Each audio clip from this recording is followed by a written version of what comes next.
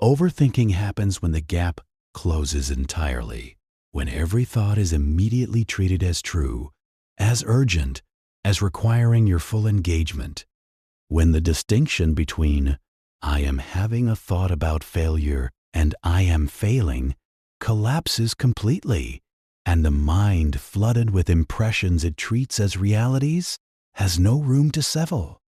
The habit is this: practice noticing. Formally, if you can, sit quietly for 10 minutes in the morning and simply watch what arises in the mind without following any of it. Not to empty the mind will not empty, but to establish the practice of watching rather than being dragged, and then carry that practice into ordinary life. When you notice the spiral beginning, when you feel the familiar tightening of a thought that is about to consume several hours, you pause, you name it. You say, either aloud or in writing, "I notice I am thinking about X." That single act of naming, of treating the thought as an object that can be observed from outside, creates the gap. It activates the observer, and the observer, unlike the thinker, does not panic. This is where everything changes, because once you can watch a thought, you are no longer that thought, and once you are no longer the thought, you have a choice about whether to follow it. That choice is not always easy, but it is always there, and the more you practice finding it, the more reliably you will find it in the moments that matter most. Now, there is something important I need to address, because what I just described, observation, non-identification, the creation of space between thought and response, sounds peaceful, and in time it becomes peaceful. But in the beginning, it is not peaceful at all. In the beginning, it is deeply unsettling, because the mind that has been running on overthinking for years does not simply sit still when you ask it to. It resists. It generates louder, more urgent, more compelling thoughts. It tells you that you don't have time for this, that something terrible will happen if you stop worrying, that the worry is the only thing standing between you and disaster. And that is the third habit, the one that most people, even those who study Stoicism carefully, find the hardest to practice. This is where everything changes. Here is something that most people do not realize about anxiety, about overthinking, about the particular kind of mental suffering that comes from a mind that will not stop. The complete inability to sit inside a state where the outcome is unknown and your body is in distress without immediately trying to think your way out of it. Overthinking is, at its core, an escape strategy. The mind spins through possibilities not because thinking will resolve the uncertainty, it almost never does, but because the spinning itself creates the illusion of agency. The Stoics had a practice they called voluntary discomfort. Seneca wrote about it extensively. He would periodically choose to live as if he had nothing, to eat simple food, to wear coarse clothes, to sleep on the floor, not as punishment, but as training. He was teaching his nervous system that deprivation, discomfort, and uncertainty were survivable, that the thing he feared most was, in fact, something he could endure without falling apart. He wrote, "Set aside a certain number of days during which you shall be content with the scantiest and cheapest fare, with coarse and rough dress, saying to yourself the while, 'Is this the condition that I feared?' That is not masochism. That is one of the most sophisticated forms of psychological training ever devised, because what he was building, what all voluntary discomfort builds, is what modern psychologists call distress tolerance, the capacity to remain present, functional, and oriented inside a state of discomfort without needing to escape it immediately. And distress tolerance is the exact capacity that overthinking destroys. Every time you allow the spiral to continue, every time You let the mind run through the worst-case scenario for the 100th time. Rather than sitting with the simple uncertainty of not knowing, you are training your nervous system that uncertainty is intolerable, that it must be resolved or escaped from immediately. And the next time uncertainty arrives, the mind mobilizes faster and louder, because that is what it has been taught to do. This is the loop, and most people never see it, because from inside the loop, the overthinking feels like a reasonable response to a genuinely difficult situation. From outside the loop, it is clear. The thinking is not addressing the situation. The thinking is addressing the discomfort of the situation. And it is doing it badly. The habit here is not pleasant to build. I will not pretend that it is. What you are doing, in essence, is choosing deliberately, consciously, to remain present inside a state you desperately want to escape. When the anxiety rises, instead of following the thought, you feel the anxiety. You locate it in the body. Where is it? The chest? The throat? The stomach? You describe it to yourself physically, without story. Tight, warm, heavy, and you stay there. Not forever. 2 minutes. 3. You stay inside the physical experience of the discomfort without letting the mind narrate a story about it. This is what the Stoics meant by equanimity, and they are precise about this. Equanimity is not the absence of feeling. It is not numbness. It is not detachment. It is the capacity to feel fully and remain stable, to let the wave move through you without being swept away by it. And why does this matter for overthinking? Because when you discover that uncertainty is tolerable, when your body learns from repeated experience that you can sit inside not knowing and survive, even function, even find moments of peace, the urgency drains out of the spiral. The mind stops spinning because the spinning is no longer necessary. There is nothing to escape from. You are already here, inside the uncertainty, and you are fine. That discovery, visceral, embodied, not intellectual, is what changes everything. Not the concept of it, the experience of it. Repeated, accumulated, until the nervous system trusts it. And this brings us to something that the Stoics understood with particular clarity, something that cuts right through the center of what overthinking actually is, beneath all its noise and urgency. Let me show you. But here is the part most people miss. All of this, the distinction, the observation, the tolerance, all of it assumes that the thoughts you are working with are real thoughts, that they are actually reflections of your situation. But many of the most persistent overthinking loops are not reflections of anything real. They are stories, constructions, narratives the mind tells itself that have very little connection to reality at all. And if you don't learn to see them for what they are, not truths but stories, you will practice every technique in this video and still find yourself in the loop.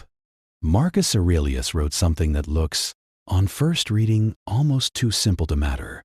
He wrote, "You have power over your mind, not outside events. Realize this, and you will find strength." But he also wrote something far more specific, something that gets less attention, but is arguably more practical. He wrote about what he called fantasia cataleptique, the graspable impression. The idea that not all thoughts and impressions are equal, that some correspond to reality and can be trusted, while others are distortions, projections, amplifications, and that the trained mind must learn to tell the difference. The Stoics were not anti-emotion. They were not trying to become emotionless. They were trying to avoid what they called pathos, literally passion in the original sense, meaning a disturbance of the soul caused by false judgments about reality. a judgment that something terrible is happening when it isn't, a judgment that something intolerable will occur when there is no evidence that it will, a judgment that you are fundamentally broken when the evidence for that is circumstantial at best. Cognitive behavioral therapy, one of the most evidence-based psychological treatments ever developed, builds almost its entire foundation on exactly this Stoic insight. Aaron Beck, the founder of CBT, identified a set of what he called cognitive distortions, habitual patterns of thinking that systematically misrepresent reality in predictable ways. Catastrophizing, assuming the worst possible outcome, is the most likely one. Overgeneralization, taking a single negative event and treating it as a universal law. Mind reading, assuming you know what other people think, almost always negatively. Fortune telling, predicting the future with confidence that the evidence does not support. These are not failures of intelligence. In fact, they appear with alarming frequency among highly intelligent people. They are failures of realism, of the capacity to look at the actual evidence, the real, present, verifiable evidence, and base your assessment on that rather than on the catastrophic narrative the anxious mind prefers. The habit here is one that the Stoics called premeditatio malorum, the premeditation of evils, and it has been badly misunderstood by many who write about it. This is not about expecting the worst. It is not about pessimism. It is about examining the worst clearly enough to realize that it is almost certainly not coming, and that if it were, you could survive it. Here is the practice. When a looping thought appears, the kind that keeps returning, the kind that feels urgent and unresolvable, you take a piece of paper, or open a document, or speak aloud into a voice recorder, and you ask 3 questions. The first question: what exactly am I afraid will happen? Not the vague feeling of dread, the specific outcome. Write it down in 1 sentence. Be precise. The second question: what is the actual evidence, not the narrative, the evidence that this will occur? The third question: if it did occur, what would I do? Not what would happen to me. What would I do?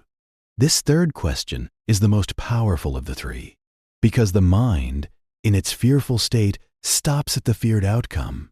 It treats the feared outcome as a final destination, a wall, an ending, a catastrophe beyond which nothing else exists. But catastrophes are not endings. They are situations.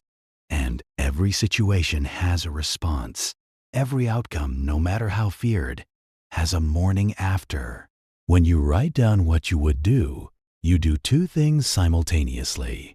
You demonstrate to your nervous system that you are not, in fact, helpless, that even in the worst case, you have agency. And you interrupt the catastrophizing loop, because the loop depends on the feared outcome remaining vague and overwhelming. The moment you name it precisely and begin to plan a response, it loses much of its power over you. The Stoics called this negative visualization, and they were explicit. The point was not to suffer in advance. The point was to discover that you could handle it. That the worst was not as bad as the fear made it feel. That you were stronger, more resourceful, more resilient than the frightened mind believed. And there is something else. Most of the things you have ever dreaded, look back at your life and really look. Most of them did not happen. There is a version of you that never existed anywhere except inside your own mind. A version that said the perfect thing in the argument you replayed 300 times. A version that made the right decision years ago. A version that isn't afraid, isn't confused, isn't second-guessing every step. And here is the cruelest part. you have spent more time living inside that version than inside your actual life. That is what overthinking does. It does not protect you. It does not prepare you. It replaces you quietly, completely, with a ghost, a shadow self that lives only in what-ifs and should-haves and maybes.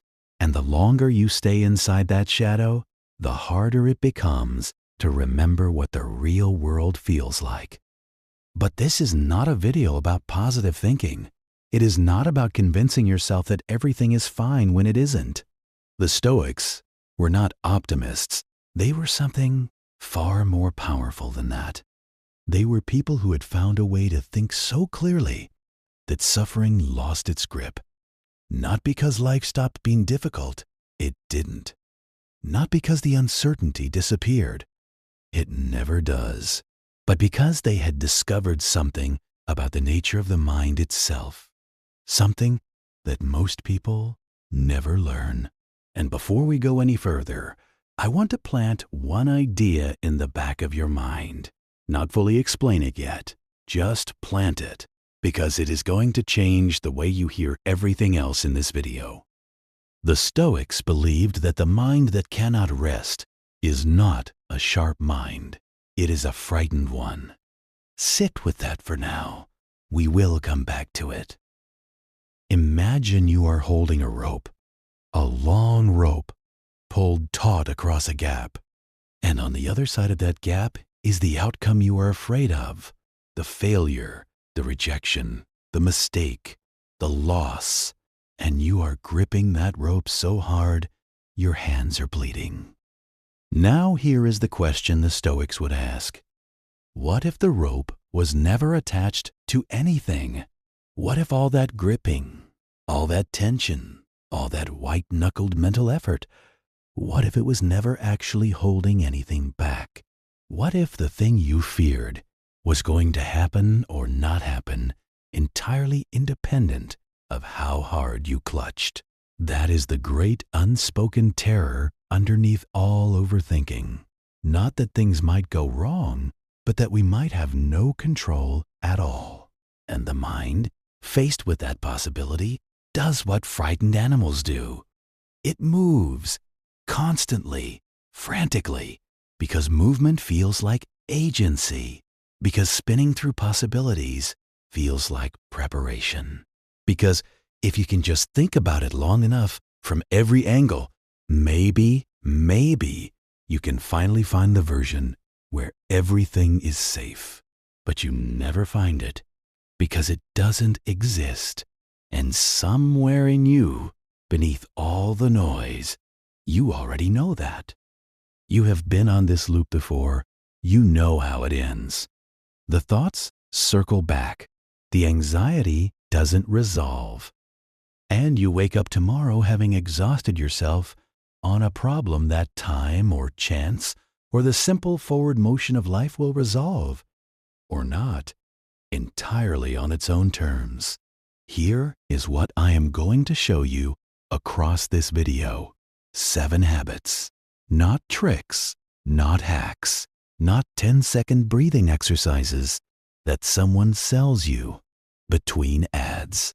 These are structural changes in the way the mind engages with uncertainty, drawn from Stoic philosophy, confirmed by modern psychology, and road-tested across 26 centuries of human experience. And scattered between each one, I am going to build the case for something bigger, something that connects all 7 habits into a single, coherent truth. The same truth the Stoics pointed to, the same truth that your best moments already know. Let us begin. The very first exercise Epictetus gives us in the Enchiridion, his handbook for living, is not a breathing technique. It is not a journaling prompt. It is a question. A single, almost brutally simple question. Is this in my control? That's it. That is where he starts, because he understood, from a life that had given him every reason to understand, that the source of almost all mental suffering is not the difficulty of life. It is the consistent, exhausting, automatic habit of treating things that are not in our control as if they were. Epictetus was a slave. Literally, he had no legal rights, no property, no freedom of movement. His master once, in a fit of cruelty, broke his leg deliberately, slowly, while Epictetus watched. And Epictetus, the story goes, said calmly, "I told you that would break. You see, it has broken. No rage, no spiral of anguished what-ifs, just clarity. Now, I am not asking you to be unmoved by your circumstances, and neither was he. What I am asking you to notice is the structure of what he did. He identified, in real time, under real pressure, the boundary between what belonged to him and what did not. His leg, not his to control. His response to the breaking of his leg, entirely his. Overthinking, at its root, is a boundary problem. The mind reaches into territory that was never its jurisdiction and tries to govern it. The mind tries to control other people's opinions, other people's choices, past events, future outcomes, the weather of circumstance, and every time the mind reaches into that territory and grabs, it suffers. Not because it is weak, but because it is attempting the impossible. Here is what modern psychology calls this same distinction. Psychologists talk about something called the locus of control, the degree to which a person believes that outcomes in their life are the result of their own actions versus external forces. People with a strong internal locus of control, who believe their choices genuinely matter, show dramatically lower rates of anxiety and depression, not because their lives are easier, but because they are not spending their mental energy governing things that cannot be governed. But here is the part most people miss. An internal locus of control does not mean believing you control everything. In fact, people who believe they must control everything are among the most anxious people alive. A true internal locus of control means knowing precisely what your domain is, knowing where your authority actually begins and ends, and then, and this is the crucial part, investing fully and exclusively within that domain. The habit, then, is this. Before you allow a thought to loop, before you let the spiral begin, you pause and you ask the question, is this mine to carry? Not, can I think about this? You can think about anything. The question is whether continued thought will produce any action that changes the outcome. If the answer is yes, think, then act, then stop thinking. If the answer is no, and it very often is no, you set it down, not with forced cheerfulness, not with pretend indifference, with the quiet, dignified recognition that carrying what is not yours is not virtue. It is vanity. It is the ego insisting that the universe needs your supervision. Divide your life into two columns. What is mine? What is not? And begin the slow, patient work of withdrawing your mental energy from the second column entirely. This is not resignation. This is precision. The surgeon does not try to operate on the waiting room. She enters the theater, picks up the exact right instrument, and works only within her field. Everything outside that field is not her indifference. It is her discipline. Start there. Every time, is this mine to carry? And if the honest answer is no, put it down. Not because it doesn't matter, but because holding it serves nothing and costs everything. But here is where it gets complicated, because some of the things that feel most urgently like yours to solve, the things your mind returns to most obsessively, those are often the very things you have the least actual power over, and the mind doesn't always know the difference. In fact, the mind is specifically bad at knowing the difference, which is why the second habit isn't about what you think about. It's about how you think. Pay attention to this. Marcus Aurelius was, by any measure, one of the most powerful men who ever lived, emperor of Rome at the height of the empire, commander of armies, arbiter of life and death across millions of people. And every morning, before he did anything else, he sat alone and wrote in a journal that he never intended anyone to read. He wrote to himself, in second person, sometimes, "You have power over your mind, not outside events. The impediment to action advances action. Look well into thyself." He was not writing philosophy for posterity.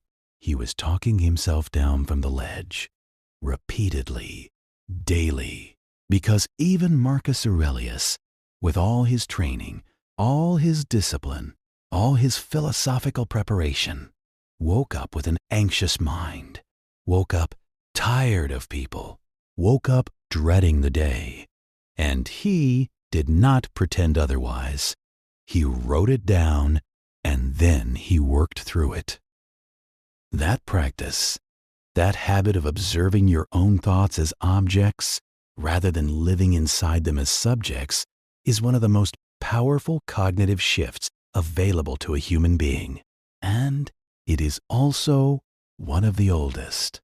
The Stoics called it prosos, usually translated as attention or self-attention.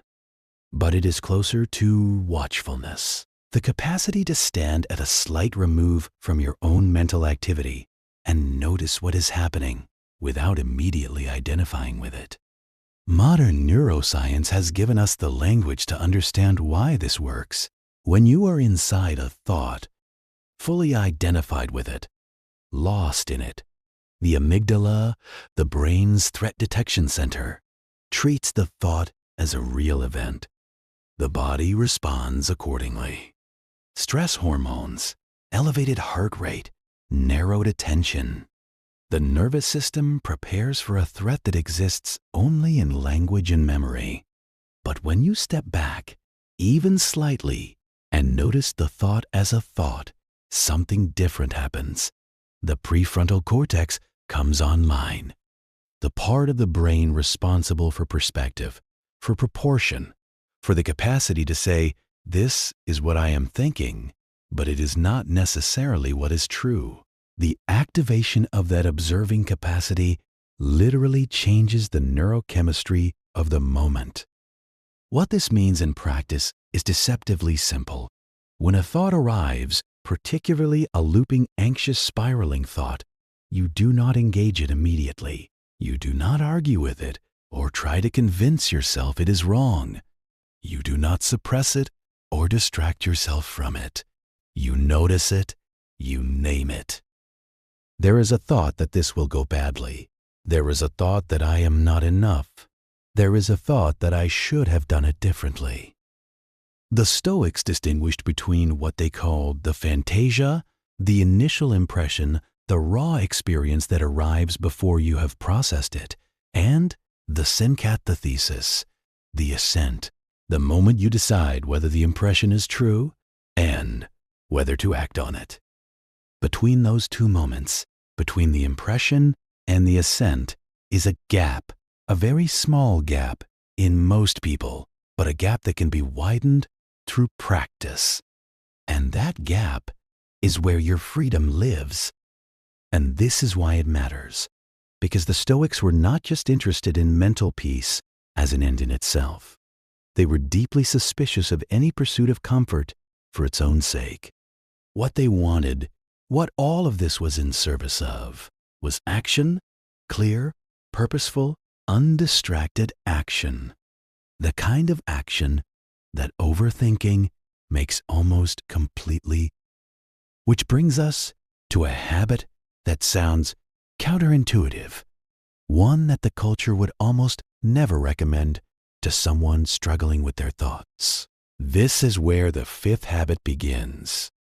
There is a bias baked deep into modern culture, the belief that the right response to a problem is always to think more, to gather more information, to weigh more options, to consider more perspectives.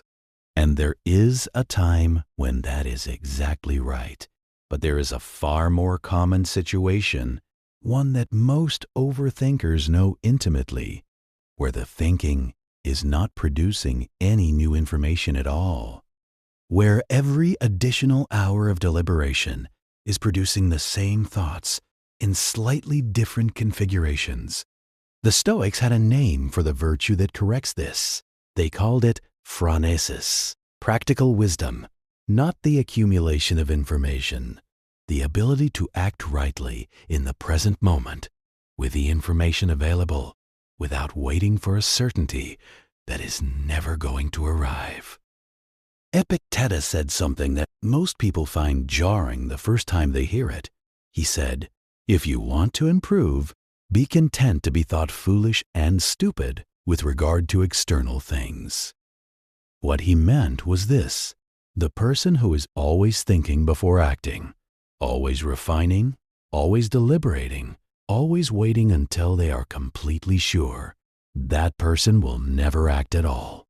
Because certainty does not arrive on schedule, and waiting for it is not wisdom. It is, in fact, a kind of cowardice dressed up as prudence. Neuroscience gives us a striking confirmation of this. There is a well-documented phenomenon called analysis paralysis, the cognitive state in which an excess of options or information does not produce better decisions but worse ones, or no decisions at all. The prefrontal cortex, the deliberative, planning part of the brain, can actually be overwhelmed by its own processing. The more it analyzes, the less it can choose. And in that state of overwhelm, the anxious mind fills the void with more thinking, more simulation, more looping. The antidote is what the Stoics called kathekon, appropriate action. Not perfect action, appropriate action. The thing that is yours to do right now with what you have in the conditions as they actually are. Not the conditions you are imagining, not the conditions in front of you.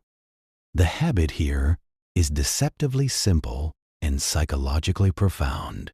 It is this: when you find yourself in a loop, you identify the smallest possible action that moves you forward, not toward resolution. You may not have the power to create resolution. Not toward certainty. Certainty may not be available, but forward. Some direction that is not standing still.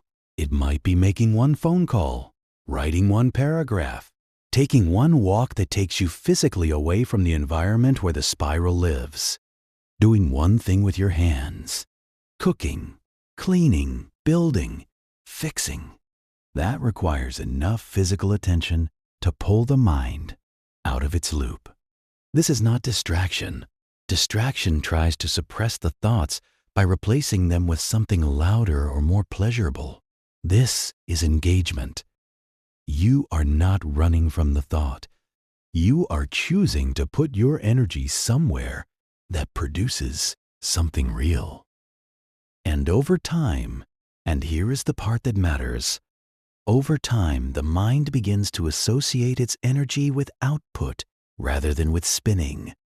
The neural pathways of action strengthen. The neural pathways of rumination weaken, slowly but measurably. The Stoics did not admire contemplation for its own sake. Even Marcus Aurelius, a philosopher-emperor who spent enormous time in reflection, saw reflection as preparation for service. Every insight he recorded in his journal was in service of showing up better in the world. Every philosophical principle was in service of action. "Confine yourself to the present," he wrote, Not because the past doesn't matter or the future doesn't exist, but because the present is the only moment in which anything can actually be done. And there is something the overthinker needs to hear clearly. You are not thinking because you need more information. You are thinking because action is frightening, because action commits you to a path, because action can be judged, can fail, can produce consequences that thinking never has to face. And the mind, trying to protect you from that vulnerability, keeps you in preparation mode indefinitely. But preparation mode is not safety. It is a different kind of trap, a trap that feels industrious and feels responsible, and feels like you are taking the situation seriously while keeping you completely, perfectly still. The Stoics would tell you, move. Make the decision with the information you have. Take the action that is available to you. Accept that it might not work out exactly as you hoped, and act anyway. Not recklessly, not blindly, but decisively, with the courage that honest engagement with life requires. But here is the part most people miss, even when they have mastered everything up to this point, because all of the habits we have covered so far, the distinction, the observation, the tolerance, the realism, the movement, all of them are internal disciplines. And there is a dimension of overthinking that is not internal at all.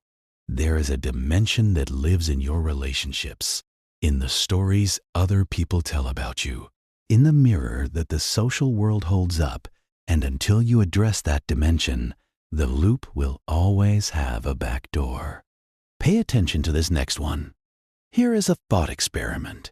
Think of the last time you lay awake replaying a conversation, dissecting exactly what you said and what they said, wondering what they thought of you, constructing alternate versions of how it could have gone, dreading a future conversation in which they might bring something up, or might judge you, or might see you as less than you want to be seen.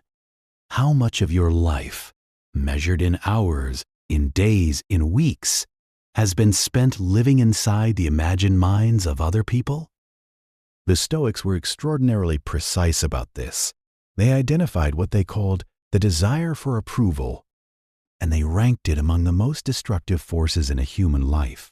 Not because being liked is unimportant, not because community and belonging don't matter, but because the desire for approval, when it becomes a need, when your sense of your own worth depends on it, makes you permanently vulnerable to everyone around you. Permanently anxious, permanently monitoring. Marcus Aurelius asked himself in the pages of his journal, why should I be upset if someone thinks badly of me, when I cannot even verify what they are thinking? And even if I could, why should their error about me become my disturbance? Read that again. Their error about me. He is not conceding that the critical opinion is correct. He is pointing out that other people's assessments of us are almost entirely projections of their own fears, their own conditioning, their own unresolved material. They are not neutral observers, and their view of you, positive or negative, tells you far more about them than about you. This is not arrogance. It is precision. The Stoics were not telling you that other people's perspectives are worthless. Some of them are invaluable. And the Stoics highly valued honest feedback from people of good character. What they were saying is that the opinion of random people, or hostile people, or people who barely know you, has no legitimate authority over your internal state. And the habit of giving it that authority, of letting the imagined or actual opinions of others determine how you feel about yourself, is one of the most reliable engines of overthinking in existence. There is a modern concept that maps beautifully onto this. Psychologists call it the spotlight effect, the deeply human tendency to believe that other people are paying far more attention to us than they actually are, that every social misstep is observed, cataloged, and remembered, that the impression we made in a single moment is the impression that defines us. The research on this is consistent and humbling. The spotlight effect is real. It is pervasive, and it is almost entirely wrong. People are not thinking about you nearly as much as you think they are. They are thinking about themselves. They are managing their own anxieties, their own performances, their own internal loops. The audience you have been performing for, anxiously, exhaustingly, is mostly not watching. And even for the fraction who are watching, who are forming opinions, who might have something critical to say, the Stoics would ask, what is the actual effect of their opinion on your life? Not on your feelings, on your life, on your capacity to act, to think, to grow, to serve the things that matter to you. In most cases, the answer is very little. The opinion exists in their mind. It affects what they do or don't say. Beyond that, it has no power unless you grant it power. The habit here has two components. The first is redirecting the attention. When you notice that you are living inside someone else's imagined mind, rehearsing what they think, dreading what they might say, you practice bringing the attention back to your own domain, to your own actions, your own values, your own standards. You ask, am I behaving in accordance with what I actually believe is right? If yes, that is all you can do. If no, you change the behavior.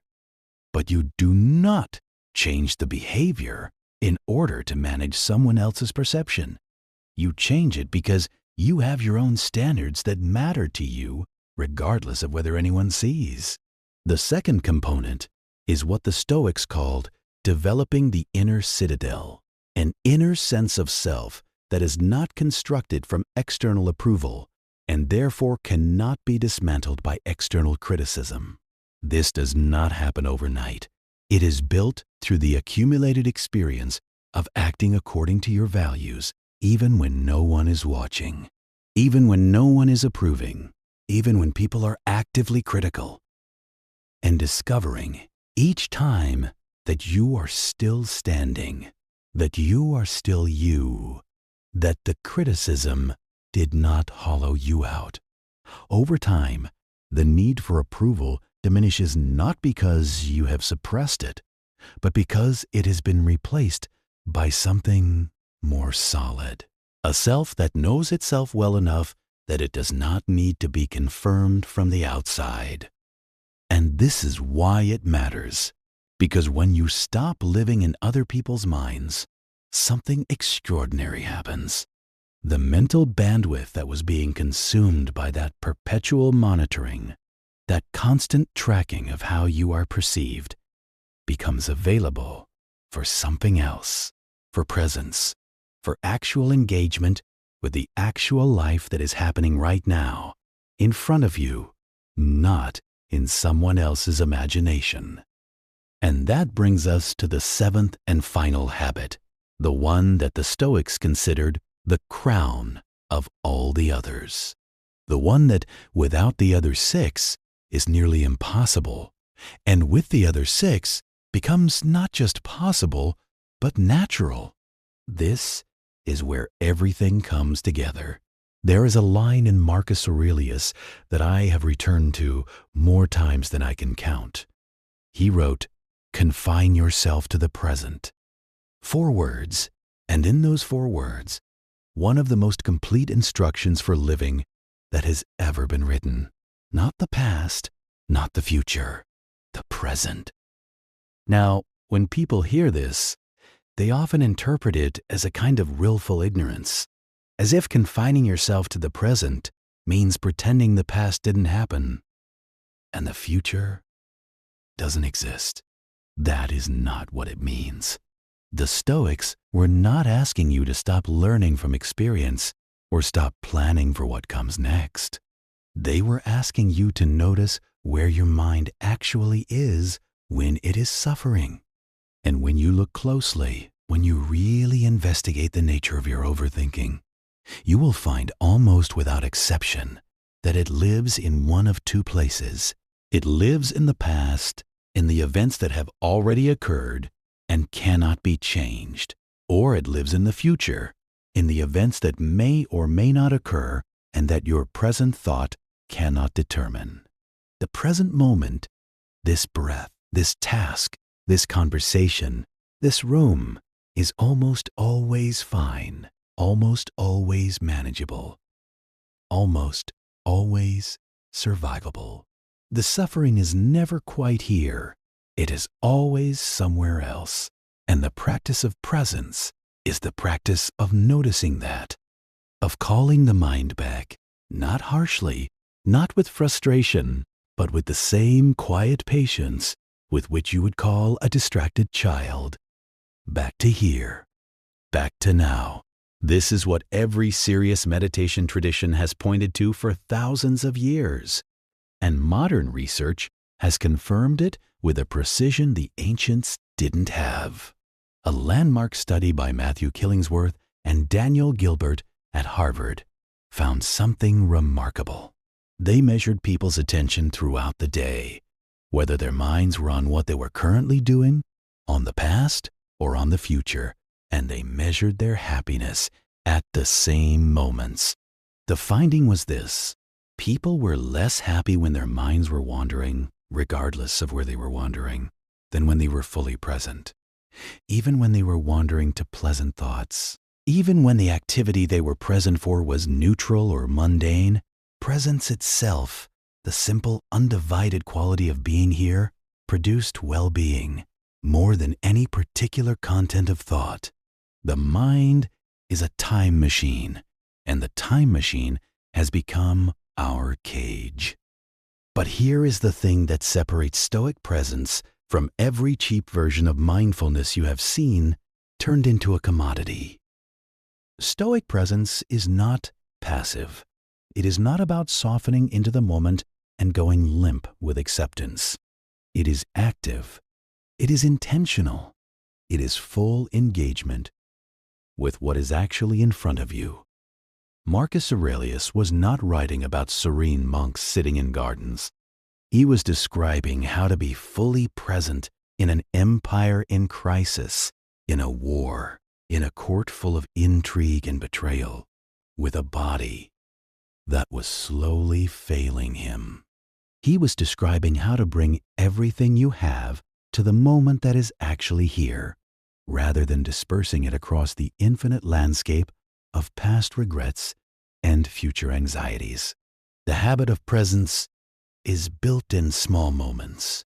It begins with noticing when you are not here, when you are eating dinner but your mind is in the conversation from this morning, when you are walking but your mind is 3 days from now, in a meeting that hasn't happened yet, when you are with someone who loves you but your mind is cataloging everything that might go wrong. You notice this without judgment, and you come back to the taste of the food, to the sensation of your feet on the ground, to the face of the person in front of you, to the quality of the light in this particular moment of this particular day, which will never come again. You come back, and again, and again, not because the past and the future don't matter, but because this moment is the only one in which you are alive. This moment is the only one in which you can act.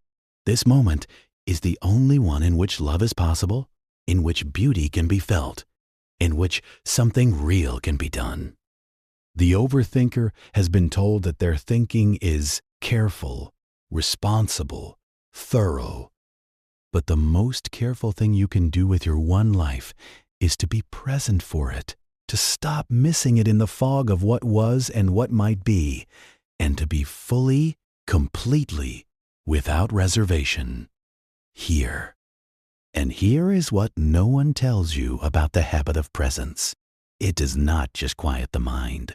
It reveals something underneath the noise that the overthinking had been drowning out for years. Something that was always there, quiet, patient, waiting, a version of you that knows, without needing to think about it, what matters and what doesn't, what is real and what is constructed, what deserves your energy, and what deserves to be released. That version is not something you build. It is something you uncover. And the final words of this video are about how to let it be heard. Do you remember what I said at the very beginning about the frightened mind that cannot rest? I told you the Stoics believed that the mind that cannot rest is not a sharp mind. It is a frightened one. Here is why that matters. Everything you have encountered in this video, every habit, every distinction, every practice, is pointing at the same truth from a different angle. Overthinking is not an intellectual problem. It is not a problem of having too much to think about. It is not a problem of being too sensitive or too conscientious or too intelligent. It is a problem of fear. Fear that the world is not safe enough to be trusted. Fear that you are not strong enough to survive what is coming. Fear that if you stop controlling or trying to control the outcome through sheer mental force, everything will fall apart. And the Stoics, across 26 centuries of accumulated wisdom, are saying the same thing to you that Epictetus said from the floor of his cell, that Marcus Aurelius said from the seat of an empire, that Seneca said from a life that was ultimately, literally, taken from him. You are stronger than you think. Not stronger in the sense that nothing will hurt you. Things will hurt you. Some already have. Not stronger in the sense that nothing will go wrong. Things have gone wrong and will go wrong again. Stronger in the sense that the worst that can happen, the actual worst, not the imagined worst, is something you can survive, something you can respond to, something that does not get to define you unless you hand it that power. The 7 habits we have walked through are not a checklist. They are not a system to be completed and then set aside. They are a direction, an orientation of the mind and of the character, the direction of clarity over confusion, of response over reaction, of presence over projection, of action over rumination. You will not practice all 7 perfectly. Starting tomorrow, no one does. You will pick up one and practice it until it becomes more natural than it was. And then you will reach for another. And over time, not linearly, not without setbacks, over time, the quality of your attention will change. The loops will not disappear, but they will become shorter. The grip they have on your days will loosen. The space between the thought and your response to it will grow. And in that space, small at first, then wider, you will find something the Stoics considered the only real freedom available to a human being. Not freedom from circumstance, not freedom from pain, freedom from the tyranny of your own unexamined mind. Go back to the image from the very beginning. You holding a rope, gripping it so hard your hands are bleeding, believing that the grip is what is holding everything together. Now imagine releasing the rope, not out of defeat, not out of giving up, but out of the clear-eyed recognition that the rope was never attached to anything, that you have been spending your life guarding against a threat that existed only in the tension of your own hands. What would you do with those hands if they were finally free? That is not a rhetorical question. That is the question your life is asking you. The Stoics would say, answer it in action, not tomorrow, not when you feel ready, not when the uncertainty resolves. Now, here, in this breath, in this day, in this one moment that you are alive and awake and capable of choosing something different. The mind that has learned to rest is not a weak mind. It is the most powerful mind there is. Begin.